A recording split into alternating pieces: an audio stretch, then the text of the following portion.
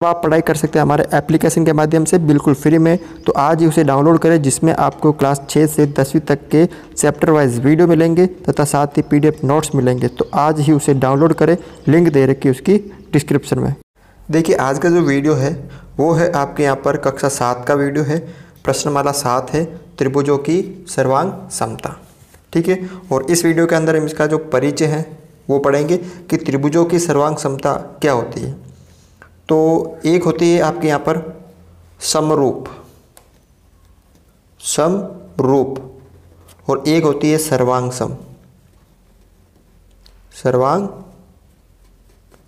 सम। अब इन दोनों में क्या अंतर है वो थोड़ा सा आपको इसको समझना पड़ेगा। समरूप का मतलब क्या होता है कि जैसे कोई भी आकृति एक जैसी हो वह समरूप आकृति कहलाती है। ठीक है, कोई भी आकृति अगर एक जैसी हो तो वह आकृति कैसी कहलाती है? समरूप आकृति कहलाती है। जैसे एग्जाम्पल देख लीजिए आप यहाँ पर। एग्जाम्पल यहाँ पर जैसे ये वर्ग है, क्या है यहाँ पे? ये वर्ग है और ये छोटा वर्ग है। दोनों एक जैसी है ना, क्योंकि ये भी वर्ग है और ये भी वर्ग है। ये छोटा है और ये बड़ा वर्ग है, लेकिन है तो एक जैसी आकृति है ना, मतलब ये भी वर्ग ये भी वर्ग, तो ये कहलाती है आपके समरूप आकृति। ठीक है, ये आपके यहाँ पर आयत और ये छोटा आयत, ये भी आयत है ये भी आयत है, लेकिन दोनों एक जैसे ना, मतलब ये भी आयत ये भी आयत। ठीक है, तो दोनों एक जैसे है तो इनको बोलते हैं हम समरूप आकृति। अब यहाँ पे सर्वांग सम का मतलब क्या होती है कि ऐसी आकृति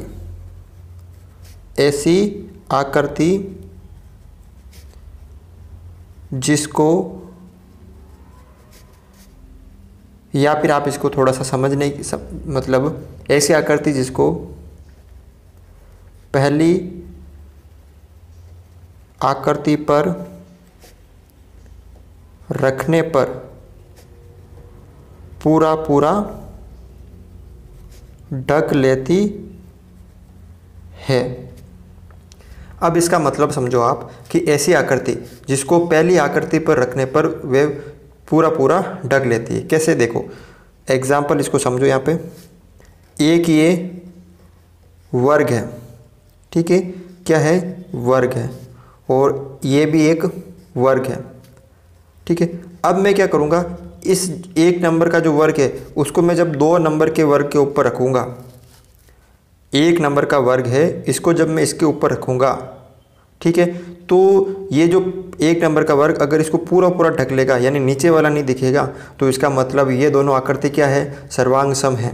समरूप तो है कि दोनों वर्ग है, लेकिन अगर सर्वांग सम का भी पता करना है तो जब दोनों को एक दूसरे के ऊपर रखेंगे तो आपस में क्या होना चाहिए? ढक जाने चाहिए, तब वो क्या आकृति कहलाती है? सर्वांग सम।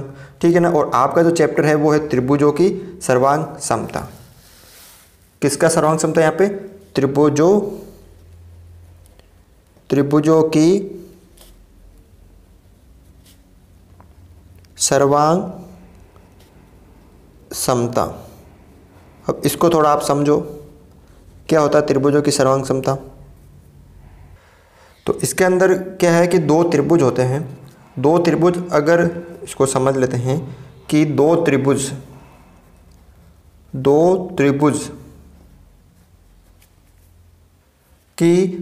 त्रिभुज सर्वांग सम होते हैं यदि वह एक को दूसरे के ऊपर रखे जाने पर वे एक दूसरे को आपस में पूरी तरह से ढक ले। ठीक है ना, कि 2 त्रिभुज सर्वांग सम कब हो गए? जब एक को दूसरे के ऊपर रखेंगे और दूसरे को आपस में, एक दूसरे को आपस में क्या कर लेंगे? पूरी तरह से ढक लेंगे। तो देखो मैं आपको यहाँ पे समझा देता हूँ कि एक ये त्रिभुज है आपके यहाँ पर ABC, एक ये त्रिभुज है PQR। तो ये दोनों सर्वांग सम कब होंगे? जब मैं ए बी सी त्रिभुज को इसके ऊपर यानी पी क्यू का आर के ऊपर रखूँगा या पी क्यू आर को मैं ए बी सी के ऊपर रखूँगा, यानी ए वाला बिंदु कहाँ पे जाएगा, पी पे, ये बिंदु ए बी वाला कहाँ पे जाएगा, क्यू पे, और सी वाला आर पे जाएगा। इस तरह जाएंगे ना, ये उसको उठा के रखना है, पलटना नहीं आपको, इस त्रिभुज को सेम यहाँ से उठा के इसके ऊपर रखना है। ठीक है, तो जब ये दोनों एक दूसरे को ढक लेते हैं तो वो क्या होते हैं, सर्वांग होते हैं।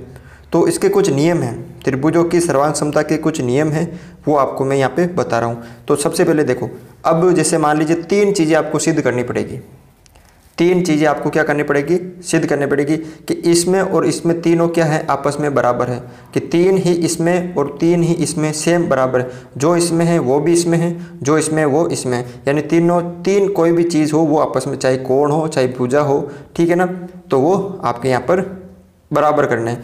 और सर्वांग सम का जो चिन्ह है, सर्वांग सम का चिन्ह होता है आपके यहाँ पर इस तरह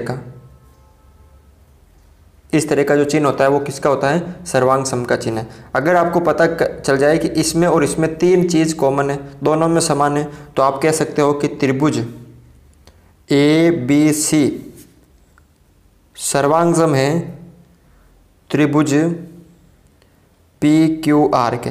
अब 3 चीज़ आपको सिद्ध करनी है, चाहे तीनों भुजा ले सकते हो आप, 3 भुजा, तो मान लीजिए कि ए बी बराबर है पी क्यू के, फिर बी सी बराबर है क्यू आर के, और ए सी बराबर है पी आर के, कि इसके अंदर हमने 3 भुजा बराबर कर दी, तो अतः ये त्रिभुज क्या हो गया, सर्वांग सम हो गए दोनों। तो इसमें कुछ नियम हैं, त्रिभुजों की सर्वांग समता के कुछ नियम हैं, तो लिखना है आपको, त्रिभुजों की सर्वांग समता के नियम, इसके कुछ नियम हैं वो आपको यहाँ पे लिखना है। तो सबसे पहला जो नियम आता है वो आता है आपके यहाँ पर एस एस एस नियम। क्या है, एस एस एस नियम, यानी भुजा भुजा भुजा नियम। 3-4 नियम हैं, आपको ये याद रखने होंगे। पहला नियम है कौन सा, एस एस एस नियम, यानी भुजा भुजा भुजा नियम। देखो इस नियम के अनुसार क्या दे रखा है कि इस नियम के अनुसार एक त्रिभुज की तीनों भुजा, एक त्रिभुज है, अगर उसकी तीनों भुजा किसी दूसरे त्रिभुज की तीनों भुजाओं के बराबर हो तो दोनों त्रिभुज क्या होते हैं, सर्वांग सम होते हैं। जैसे ये एक त्रिभुज है और एक ये त्रिभुज है, ठीक है ना, तो इसका नाम दे दिया मैंने A B C P Q R. इसके अंदर ये 4 सेंटीमीटर, ये 3 सेंटीमीटर, ये 5 सेंटीमीटर, ये 5 सेंटीमीटर, ये 3 सेंटीमीटर और ये 4 सेंटीमीटर। अब देखो 3 चीज़ आपको सिद्ध करनी है। पहला देखो, इसके अंदर ए और बी पी क्यू के बराबर है, कि ए बी किसके बराबर है, पी क्यू के बराबर, क्योंकि ये 4 सेंटीमीटर है। उसके बाद बी सी क्यू आर के बराबर है, बी सी क्यू आर के बराबर है, क्यों, क्योंकि ये 5 सेंटीमीटर है।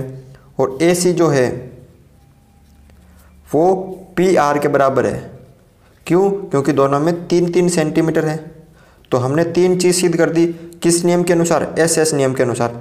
तो हमें ये पता होना चाहिए कि इसमें कौन सा नियम लग रहा है, तो आपको 4 नियम हैं वो थोड़े याद रखने पड़ेंगे। तो 3 चीज़ सिद्ध हो गई, यानी तीनों भुजा हैं, तो नियम एस एस एस के अनुसार